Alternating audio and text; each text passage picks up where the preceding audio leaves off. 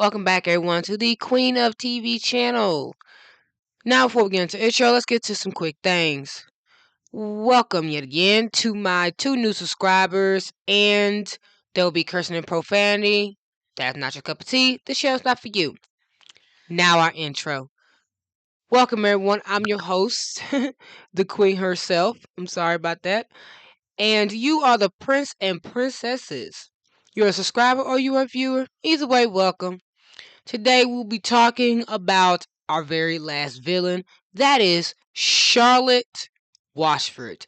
And I'm here to not only give you the 6 things about her character, but my truth and honest reason why I hate her with a passion. So, if you're curious as to what the hell is my problem with Charlotte, if you're curious as to why I can't seem to just give her a break, watch to the very end and let's see if you feel how I feel. So, like with all the others, Zane, Kim, and Miriam, we'll be talking about her character development, her personality, her story outside of the characters, if she has one, behaviors, relationships, and do her style reflects her character. So, let's start off with her character development. Her character development is controversial. You have some fans who think that she was a nice, general, good person who Lewis and the girls made into a villain. You have others who say that she was always a villain and she was written that way. You have other people that say that Charlotte is just outright a villain. And then there is me. There is me, the person who has dissected every single thing she has done and mentioned what it was. Some form of domestic abuse or manipulation. In her character development, starts off with us meeting Charlotte. Charlotte is the new girl. Charlotte is apparently very smitten with Cleo's boyfriend. And we see her for the first 5 episodes. See her as a girl who apparently shares his interests, right? Into science, into like knowing scientific stuff that he does and everything else. Then we get to season 2, episode 6 through 10. We see her become obsessed with Lewis and this idea that they are destined to be together. We see her literally manipulate and trick Lewis into a relationship with her that goes just as bad as well as you think it does. So then we spend the episodes next, after episode 10, 11 through 15, we see Charlotte and Lewis's relationship in 4K. Okay? And we see that nothing has changed. Lewis is still the same person, but Charlotte is a lot more jealous. It's more obvious, and apparently she deliberately does not allow Lewis to even be close to his friends anymore. Then we move on to season 2, episodes 16 through 21, where we start to see that Lewis is beginning to break away from Charlotte. We see him be with her less and less. We start to see him resist the manipulation, resist the abuse, resist this forced relationship. And we see that Charlotte is panicking. She has an issue with that. She becomes paranoid. She thinks she's about to lose him. This results in turn takes her down a even far downward spiral, okay? So when we get to 21 through 25, we see her desperation. We see this need of control consume her so much that she ends up willing to harm the people that he loves just so he doesn't break up with her. Use her abilities as a mermaid and being a mermaid itself and her connection to her grandmother to guilt trip him into staying with her. So then we get to the finale right after the breakup, right after everything that she's done. After Lewis had reached his breaking point and had walked away, we see her willing to commit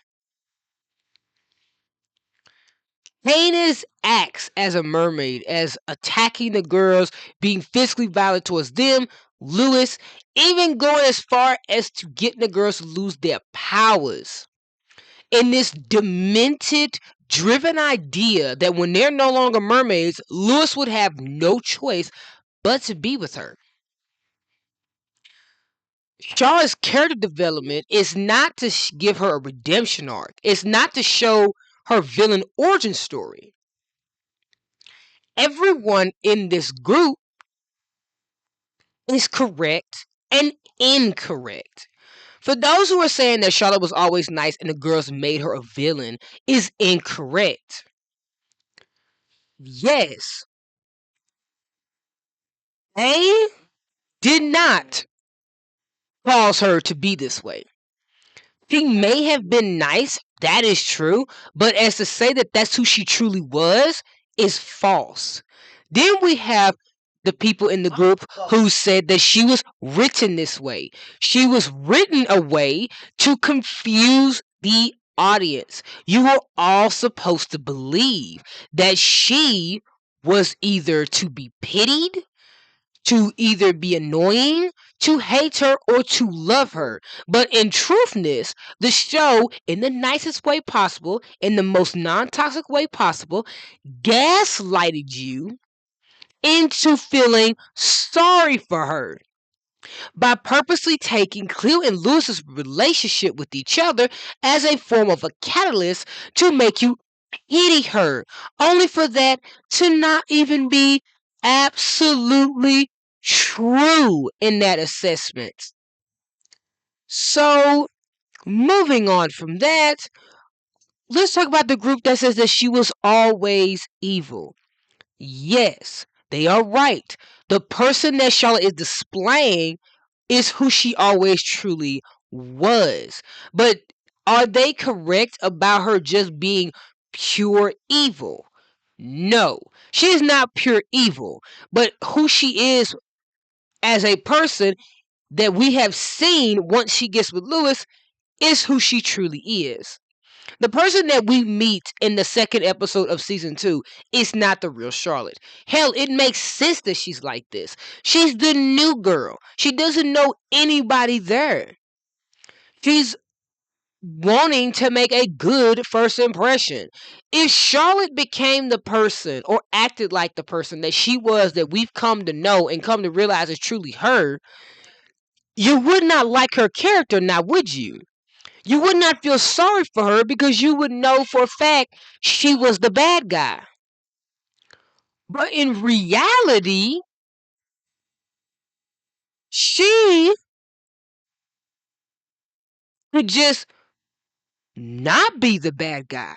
They could just make Cleo and Lewis look like the bad guys to get everyone on the board with supporting Charlotte as a character. Once they've completed what they've done, they went in and decided to do damage control with Lewis and Cleo. They stopped Lewis's codependency.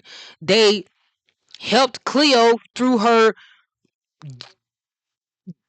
bad feelings and mental incompatibility due to her parents' divorce and the changes in her powers by literally having them grow as people, making their development faster and quicker and to the point. Because by the time you get to episode 13, they have achieved that. Right after episode 10, they make sure that they achieve that. With Charlotte, now that they have achieved of you getting on board with her, you feeling sorry for her, and they know that you would try to defend her and be blind to all the red flags in her character, they proceeded to reveal her for what she truly was. They exposed Charlotte in the 11th episode. We saw this when she had no care in the world that Ricky had been injured. She was going as far as to keep Cleo and Lewis from even talking to each other to make it seem like he is unreliable.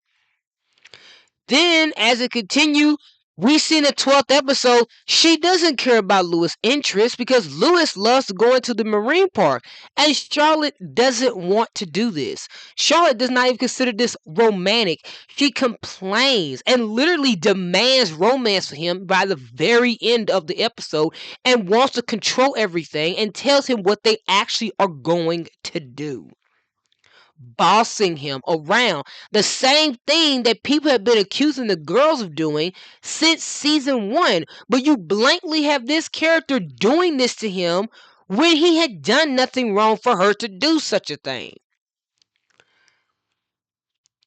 So then when we move on to the 13th episode, we really see it. She literally ambushes them during the full moon, all because she didn't want Lewis and Cleo to be on Mako Island together, despite the fact that Cleo's family was there and Emma and Ricky were there. So it wasn't as if Lewis and Cleo were doing this alone. So she didn't have any reason to come on this trip. And before anyone shouts that Charlotte's his girlfriend, if nobody would want their boyfriend spending time with his ex, they were friends first. You can still be friends with the person you were friends with that you ended up dating. If you are a person that is too insecure to allow your boyfriend or girlfriend to hang out with someone they knew before you were even important enough for them to love back, before they even met you, that's your problem, not theirs. A relationship is built upon trust. If there's no trust in the relationship, there is no relationship. You just got a lesson in relationship 101. The first thing is you have to have complete trust in your partner. But beyond that, Lewis finally does put his foot down and tell Charlotte he's not going to see Cleo. So now, for the next couple episodes, Charlotte has to bite her tongue. She can't complain about Cleo anymore. She has to be okay with Lewis talking to Cleo, being near Cleo, even though Lewis and Cleo can't still hang out because they don't want to deal with her bullshit. She doesn't complain. It's only until after she becomes a mermaid and tries to undermine Cleo, Emma, and Ricky's actual way of doing things and trying to make it seem like they are bullying her, even though that is not the case. Lewis obviously does not believe her, and you can tell in his facial expressions. He know it's her. He's just playing the peacemaker. But because he's playing the peacemaker, he's treated like garbage by the fandom.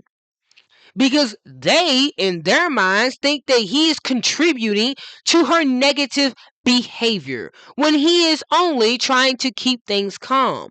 People are pissy at the girls because they won't kiss her ass and clearly are not bossing her around and she's being difficult, but they want to feel sorry for her because dear old grandma, who's been dead for 10 years, who has no importance to this story anymore, or as a mermaid because she no longer has powers, had been her grandmother.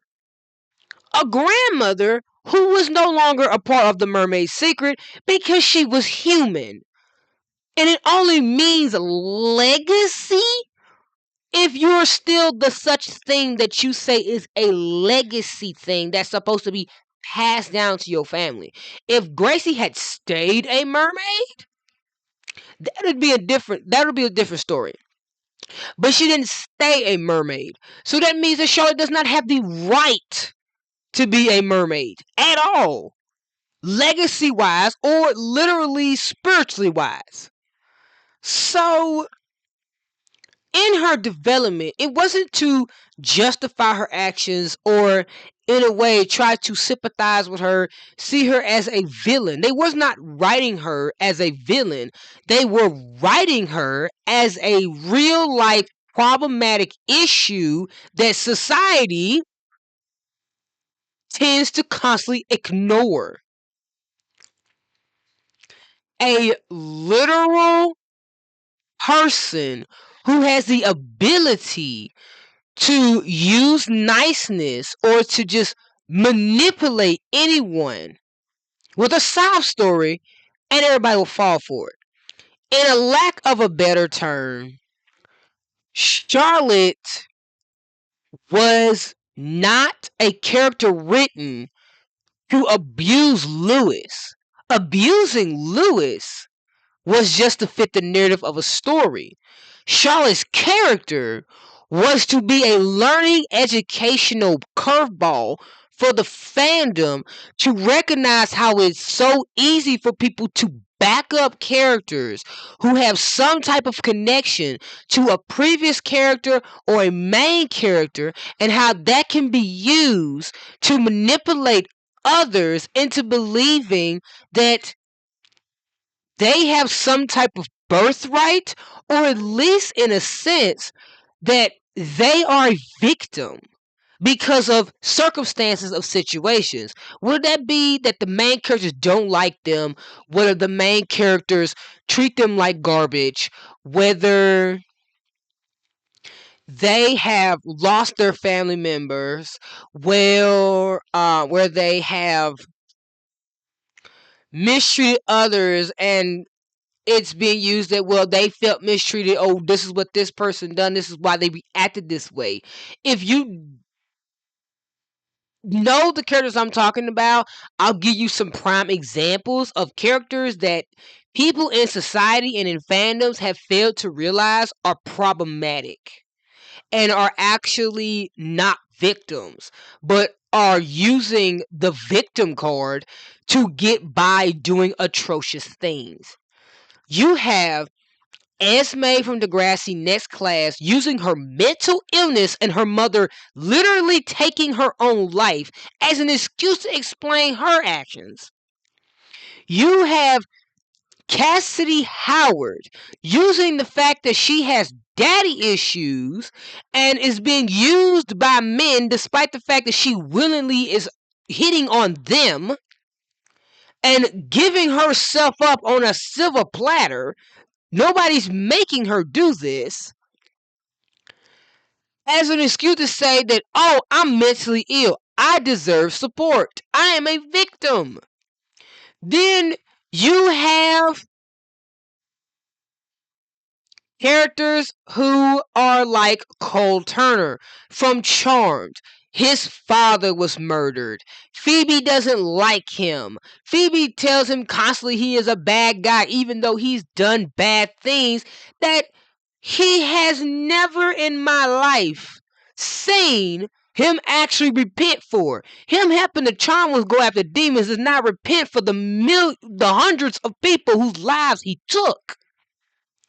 Let alone, it does not erase the fact that he committed murder, and he only started to redeem himself and wanted to is only when after he dated Phoebe, not before.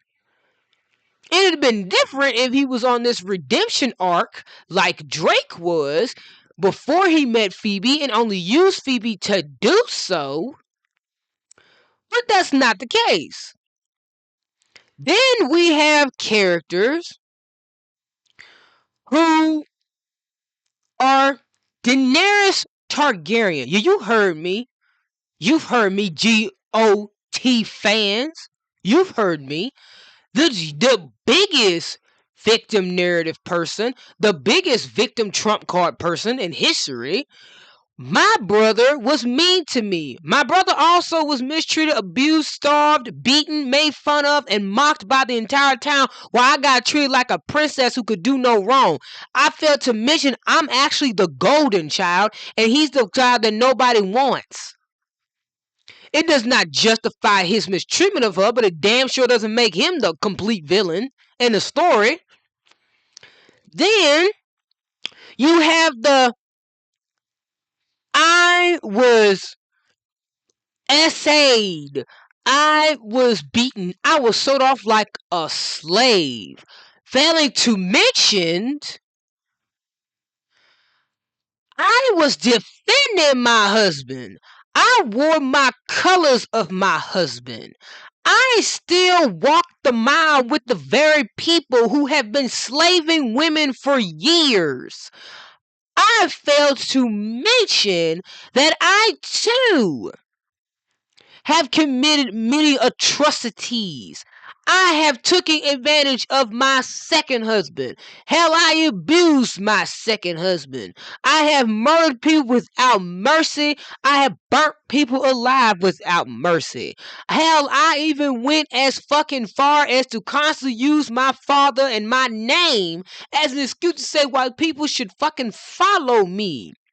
Because, in her words, I achieved everything without believing in no God, having no help. 3 dragons ain't a form of help. And literally did it all by myself because I'm Daenerys Stormborn Targaryen. If it was not for your name, if it was not for your dragons, and if it was not for the fucking idiots who don't have anything else going for their lives, she would have made it to season 8. She wouldn't have not made it. So, what do you think Charlotte is? She is a character created in the victim narrative trope. She is one of those characters who can cry, I'm the victim, and get away with any fucking thing. And you know what's crazy? How easy the fans got gaslit in this, how easy they got manipulated to believe in this. I dare you to go to every single damn video that talks about H2O that has anything to do with Charlotte. You will see countless of comments upon comments of people defending her. That tells you the shit worked. You wanna know why? Because Charlotte Watsford is not for kids. It's for the adults. The adults. There have been people that have tried to do the right thing and actually tried to defend her. When there's nothing to defend, and it does not matter who the hell her grandmother was, it does not justify what she's done. Not to mention, let's continue. Her personality. She doesn't have one. Can you believe it? Her personality is whomever she is near. When she's talking to Ricky, she tries to act like she's bold. When she's talking to Emma, she tries to be on Emma's level. When she's talking to Cleo, she's trying to be intimidating. When she's talking to Lewis, she's trying to act like she's a damsel in distress. That she's a general person that cares about his personality. Her personality is whomever she's speaking to. We don't know her personality because it switches. It switches every single time. Whomever she's talking to, it switches. It's like with Kim. We don't know her personality. We know that she's shallow, but that's not her personality. She has multiple personalities. So what have I gathered from Charlotte, personality-wise? I spent so much time on her career development. I've discovered that Charlotte doesn't even know how to be herself. I've discovered that Charlotte only exists in other people's story. Which brings us to the third one. A story outside other characters. If Cleo, I want all you Charlotte fans to look at me. And I want you to listen. If Lewis and Cleo were not involved with Charlotte, would she be an interesting character for you to care about and defend the way you have? If Cleo and Lewis had no involvement and she did all of this by herself, Lewis and Cleo did nothing wrong. Cleo was the same Cleo she was from season 1. She was not mean to her. She was always nice to her, everything else. And she never even interacted with Charlotte. They never met. Same thing with Lewis. She would just be some girl that had a crush on him. Would you defend her if the two of these people were taken out of the equation? No. Matter of fact, she wouldn't even matter. She would be like Miriam. She would just be there. She would be some girl who thought she was Lewis's girlfriend. So it's like, Without Cleo, Charlotte doesn't matter. Charlotte needs Cleo to have a personality, to have a story. Because from what I'm seeing, is that when Charlotte is with Cleo, she's herself. She's not trying to impress Cleo. She's not trying to literally be genuine with Cleo. She's not even trying to be on Cleo's level because she thinks she's better than Cleo. And some of you probably think she is, which I want to know where, because I don't see what you see. She is her literal authentic self with Cleo, while with Lewis, she's just some lovey-dovey princess who apparently just wants his love. So no, she does not have a story outside of Lewis and Cleo. And she never will. Because without Lewis and Cleo, she does not fit a purpose. She'll just be another character in a domestic abuse storyline. Another obsessed girl. Another stalker. Another chick who fell in love at first sight and try to break up their relationship. AKA a fucking homewrecker. Because even if the show didn't have Cleo and Lewis do certain things that would have assassinated their character to the fandom, which it did, there would be no reason to have Charlotte in the show. They couldn't just write her as a villain. They had to give her a reason to exist. So they tied her very existence to Cleo and Lewis. Because even if you say, oh, she's Grace's grandmother, she'll just be another wannabe mermaid. And we've already seen those in Mako Mermaids. So it would not work. Now that brings us to her behavior. Her behavior is very explanatory. She's an attention seeker. She does things to get people's attention. She does this in a positive and a negative way. You just get what you get. She doesn't care who she hurts. She doesn't care who she has to lie to. Hell, she doesn't even fucking care who she hurts, for that matter. Let alone how she hurts them. She revels into this. Her behavior is like literally, if I'm not important, it's not about me. I don't give a fuck. I'm going to make it about me one way or another. Literally, she's like Elena Gilbert. If Elena Gilbert was an awful character. And she kind of, in my book, is not that very good of a character. I wouldn't say she's awful like Charlotte, but like Charlotte does the same thing Elena does. Everything is about her. Everything affects her. Her feelings get hurt about everything that Lewis does with his friends. It hurts her. It is too much for her. There's always me, you know, with her. And some people might argue, well, it's the same way with Cleo. First and foremost, no, it isn't. Okay? Just because she's jealous does not mean she's making it about her. Hell, Lewis is even getting jealous over her talking to other fucking people. So, okay, jealousy does not mean that you're entitled to say me. The reason why I bring that up is because Charlotte always brings up how Lewis keeps going after the girls, and she's supposed to be like, you know, it's supposed to be about them. She always says, what about me? What the fuck about you? Somebody's hurt. They need him. There's a crisis going on. You'll live. So now that brings us to our relationship. She has a relationship with Lewis and Cleo. With her relationship with Gracie, we only get the upsides of her relationship with Gracie. So I can say that her and Gracie were like close. And that her and her mom are also close. So there really isn't that much in that because they don't show us that enough or show us that at all. So that brings us to Charlotte and Cleo. I believe in my eyes, Charlotte and Cleo have not a rival relationship. They had more of a sister relationship. Like Charlotte would be considered the golden child, and Cleo would be considered the child that's not supposed to get what she wants because Charlotte is used to getting what she wants. So when she meets someone like Cleo, where she can't get what she wants, where she can't have what she wants, she lashes out. She gets angry. She does things towards Cleo that is malicious, and she revels into that. Her relationship with Lewis is very one sided. Lewis is pushed and pulled into a relationship that he does not want to be into. Also, for that matter, Lewis has set boundaries that have been crossed and not actually respected.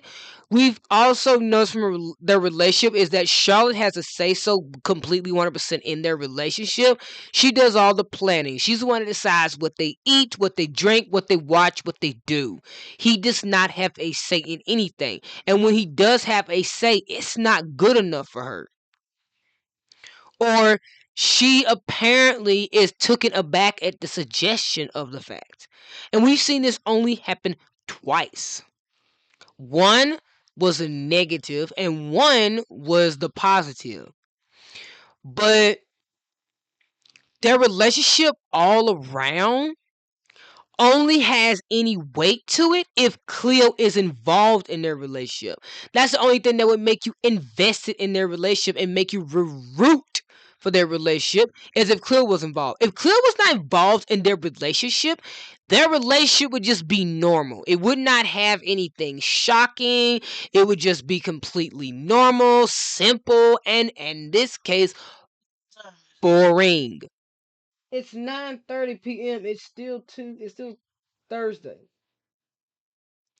So I find a relationship super hella boring, and I've noticed that Charlotte and Lewis's relationship is mirrored into like how 1950s relationship is, because if you can tell through Charlotte's clothing style that she's more of a 1950s girl, when that's the time her grandmother came from. So I'm pretty sure her grandmother dressed like this. So Charlotte wears these type of styles. She dresses as the person that she's trying to emulate, like Sansa Stark. She's wearing the clothing styles and the looks that others would wear or have worn to show a similar connection to. We see her do this also with Cleo, Emma, and Ricky, but especially more so Cleo. We see her start wearing colorful clothes like Cleo. She starts wearing a lot of pinks like Cleo. And she wasn't wearing pink before, but then she starts wearing pinks like Cleo. She even wears the same type of cut styles, um, layering here and there. She even goes as far as to try to wear more like longer pants and not shorter pants, like the cargo type pants that Cleo would wear. So Charlotte is copycatting off the girls to try to show some similar connection. But it's more so Cleo because she wants to seem to Lewis that her and Cleo are equal in like merit, especially when she becomes a mermaid. So that way, if Cleo is no longer a mermaid or he doesn't get with her, Charlotte can be his rebound. Charlotte is aware that she's a rebound and she's fine with being a rebound as long as Cleo is not involved. But then again, that just means that in her relationship, she's not her genuine self. She's just this version of a person that she thinks that Lewis wants, knows that Lewis wants, and instead of being herself, she tries to be someone else to force him to be okay with being with her. So, does her clothing style reflect her character? Absolutely, 100%. It shows her character. It reveals her character. We know who she is, we know what she's about, and we know what her deal is. Charlotte generally dressing like Cleo, trying to be like Cleo, trying to express the same behaviors that Cleo would express, just shows that she's trying to be the copycat of Cleo. And let me be honestly and tell you the God's truth. This is the show's intention. They want you to compare her to Cleo because they purposely have her be like Cleo and try to be like Cleo so you can see the difference between Charlotte and Cleo by simply making them similar. They literally even go as far as to push Emma and Ricky to the back burner to see if Cleo knows how to fend for herself like Charlotte does. Now, when she dresses up like Emma, where she tries to be in control and all calm and collective, she fails at that miserably. When she tries to be tough like Ricky and intimidating, she fails at that miserably. So when she tries it on with the Cleo act, she isn't able to get Lewis to her side. She only reminds Lewis and makes Lewis long for Cleo more. The more she tries to push Cleo out, the more she pushes Lewis about Cleo, the longer Lewis feels the need to separate from her and long for Cleo even more. So now that brings us to what is my actual problem with Charlotte? Why do I hate her with a passion? Right? I cannot understand the purpose in this character. Now, I know I just went down and broke down that this character is solely here to educate the fandom, to show them how easy it is to be swayed into supporting someone that is generally that toxic and that abusive and that manipulative, and how you can get manipulated into this situation, whether or not you have experienced domestic abuse, and how easy it is not to see the signs, and how you're willingly caught up into the semantics of the thing. But the truth be told is that Charlotte's purpose as a character itself, even if you take all that away from her, is that Charlotte is just another girl who's a copycat trying to be like everybody else. The truth of the matter is, I don't hate Charlotte because she's the reason why Lewis and Cleo are not together. Yes, Cleo broke up with Lewis, but the thing that people are really saying, what they're trying to say, is that her preventing Lewis and Cleo from getting back together is the same thing as not letting them be together and breaking them up. They're on a break. They took time away from each other. They were supposed to get back together, but Charlotte is not letting that happen. It wasn't supposed to be a permanent breakup. With me, that's not the issue. Hell, the issue is not even her being related to Gracie. Though I don't like it, that's not why I dislike her. I dislike Charlotte because I don't like characters who play the victim narrative. She's exactly that character, and that's why I cannot stand her. I hate characters who can use situations and stuff like family or connections to those families and just literally put on these sob stories and pretend to be people that they're not, and how they cast out others and manipulate people and become judgmental. How they put on this fake act only to show their true colors later on down the line, and then get what they want and just roll with that to try to continue that control. It makes me not only feel more sorry for Lewis, but also at the same time, it makes me respect the fact that Cleo literally knew who Charlotte was. She peaked that girl from day one, and she wasn't finna just sit there and just let everybody else tell her that she's not making sense and that she's being ridiculous. Cleo knew what Charlotte was, and she was the only one that saw it, while everybody else kept tiptoeing around the issue only until it got too far into the game. And now Cleo looks like the bad guy for 13 episodes, when in reality, Cleo was the only one that saw what we all refused to look at. Charlotte is a person that plays the victim narrative, and victim narrative characters I cannot fucking stand. That's why I do not like Cassidy Howard. That's why I do not like Cole Turner. That's why I do not like any of the fucking Charmers from the Charm reboot. Hell, that's why I don't even fucking like Catherine Howard or like Catherine Pierce and fucking Elena Gilbert from the Vampire Diaries. Hell, that's the main reason why I can't stomach the Vampire Diaries. But shit, And that's exactly why I cannot stand Daenerys Targaryen. I cannot fucking do it. The entitlement and the victim complex is too much for me. I cannot stand characters who fit into this narrative. But there you go. We done broke down her character. I gave her a character video, and now I am done talking about her. Thank God she's giving me a headache. So you guys have a blessed day. You have a wonderful day. If no one's told you, I'm telling you, I love you, and I'll see you in the next one. Goodbye, guys.